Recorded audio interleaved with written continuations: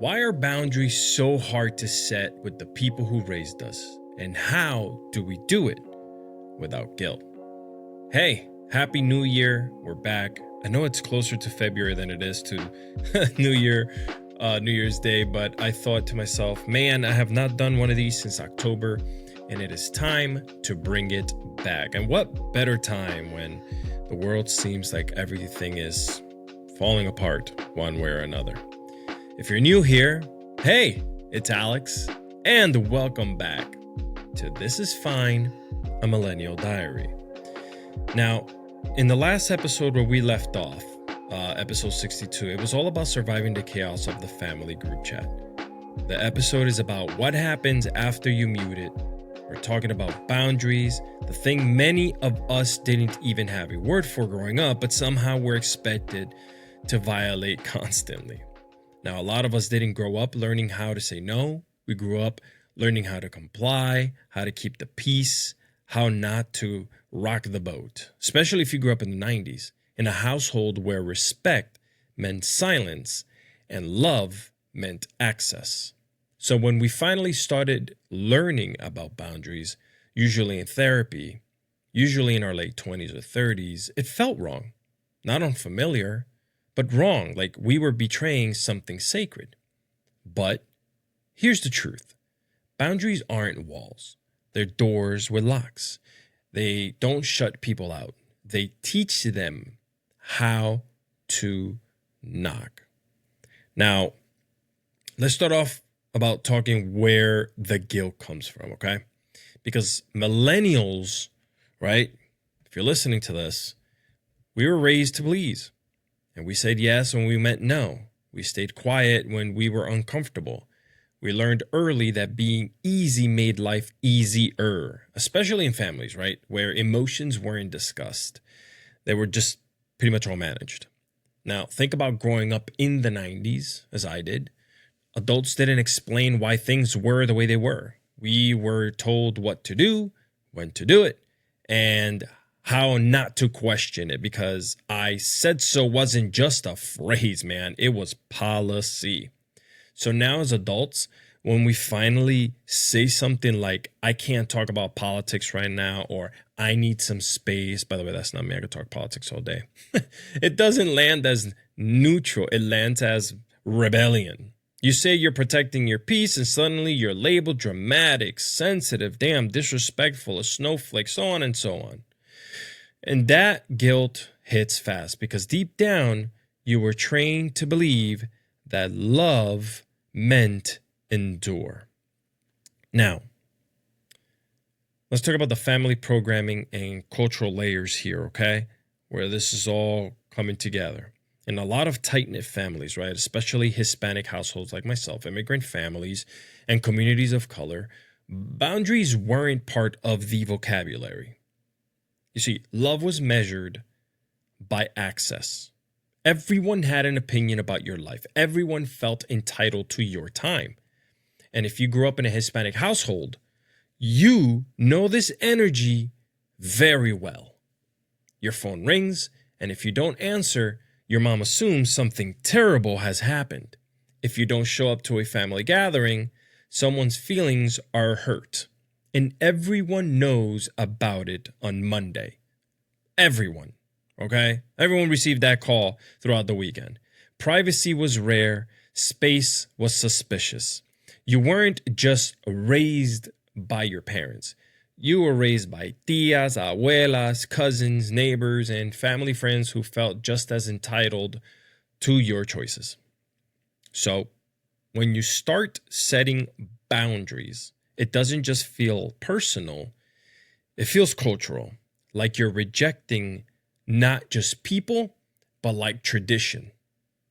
Now, this is one of my favorite parts on the show when I talk about growing up in the 90s, right? And like how we dealt with things. Let's talk about our emotional self-sufficiency here. Because as kids in the 90s, we learned emotional independence early. We weren't latchy kids. We figured things out on our own. We entertained ourselves. We learned to self-regulate because no one was really checking in emotionally. But here is the irony. We were emotionally independent and emotionally responsible for everyone else. We learned to read the room, to know when not to ask questions, to sense when tension was high. That skill kept us as kids safe, but as adults, it turned into hypervigilance and people-pleasing. Boundaries feel hard because we were trained to anticipate needs and not assert our own. So all of this pretty much feels like setting boundaries is like a giant emotional gym, because setting boundaries is like going to the gym for the first time after years of never using your muscles, right? At first, everything hurts. You overthink every word. You replay conversations in your head. You start small, right? I can't talk right now. I'll call you later. All right? I'm not comfortable discussing that. Little things like that. Then you level up. No, I can't come over this weekend. No, I can't lend money again. No, I love you, but I need space. Okay? And every time the guilt shows up. But here's the thing. Guilt doesn't mean you're wrong. It means you're doing something new. And that's scary for a lot of people. All right? Let's talk about humor as survival, right? We still do it today. We add LOL to the end of everything, okay? Sometimes the way family reacts to boundaries is unintentionally hilarious, right? You say you need a day to yourself, and suddenly your mom is convinced you're spiraling. You don't answer one call, and there's a group chat asking if anyone's heard from you. Millennials set a boundary, and immediately we get hit with, we just don't see you anymore. Meanwhile, you live 15 minutes away, and no one comes over to say what's up. We laugh because if we didn't, man, we'd cry. I see this everywhere. Humor's often is how we often soften the pain of unlearning decades of conditioning. And as I always do, we're going to talk about the comparisons between millennials and Gen Z now, right? Because millennials explain boundaries. We over-justify them. We write long tests. We apologize for having needs. Now, Gen Z, man, oh boy, Gen Z, they don't explain anything. They disengage, they block, they mute, they move on. And while the bluntness can feel shocking, it also shows us something. Peace doesn't require permission. Look, we walked so they can log off. Boundaries aren't about rejecting family.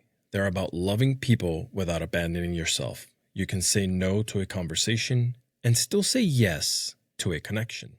You can love deeply and still protect your nervous system. Boundaries don't destroy relationships. They expose which ones are healthy enough to survive honesty. So, why are boundaries so hard to set with family? Well, because love and obligation were tangled together for all of us.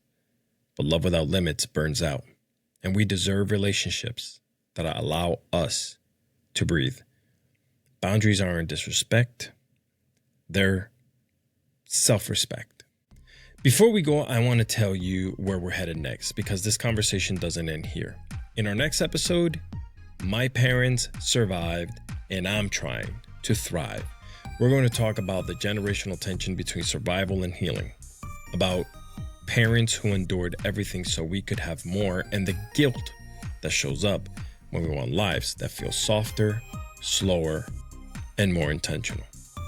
We'll unpack gratitude, resentment, love, and the complicated truth that wanting to thrive doesn't mean we're ungrateful. It means we're continuing the story.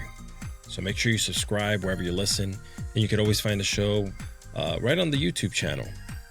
And everything else, at alexiscardoza.com. And until next time, set the boundary, take the breath, and remember, this is fine. Goodbye.